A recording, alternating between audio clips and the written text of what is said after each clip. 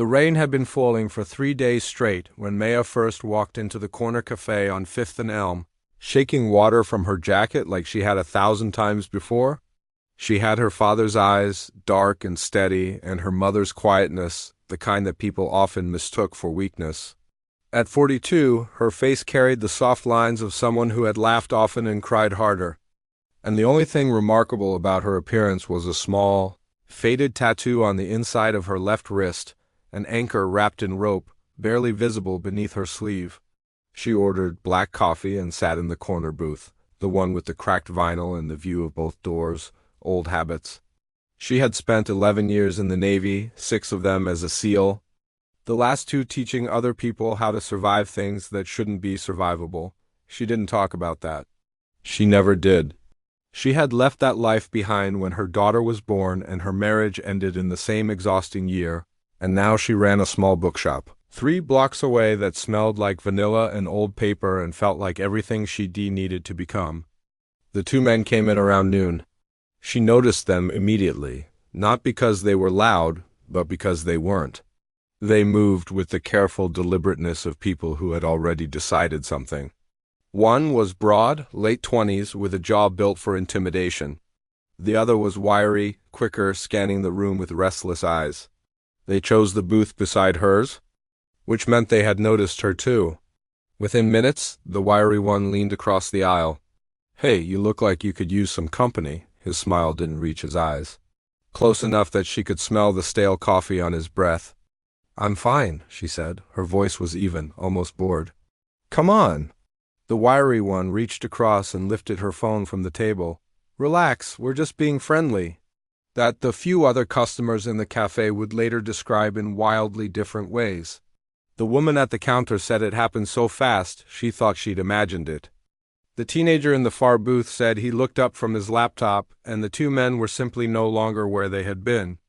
The barista, who had been reaching for the phone to call 911, said she saw only a blur and then heard 2 separate sounds like books dropped from a height. What actually happened was this.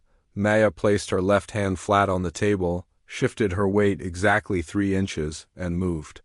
The broader man's arm was pinned against the table before he understood it had been touched. A precise application of pressure to a specific nerve cluster dropped him forward. The wiry one had risen instinctively, which was the wrong response, and found himself facing a woman who had already closed the distance between them, her forearm across his collarbone, his back against the booth. She stepped back. What happened next was the part of the story Maya would think about long after the rain finally stopped. A small girl, maybe 7 years old, had been watching from the booth near the window, clutching a stuffed rabbit to her chest with both hands. Her mother sat beside her, frozen, one hand still wrapped around a mug of tea gone cold. As Maya walked back to her seat, the little girl slid out of her booth and stood in the aisle. "Are you a superhero?" she asked. Maya looked down at her.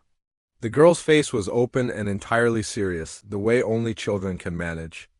The kind of honesty that costs nothing because it doesn't yet know how to be anything else. Maya crouched down so they were eye level. She thought about how to answer and discarded several versions of the truth before landing on the one that mattered. "No," she said. "I'm just someone who learned a long time ago that the world can be scary.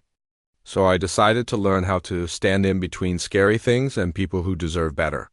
The girl considered this very seriously. Then she held out her rabbit.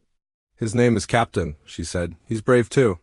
Maya held the rabbit for a moment with both hands, the way you hold something that is being offered as a gift, rather than given as one. She handed him back carefully. "I can tell," she said. She returned to her corner booth.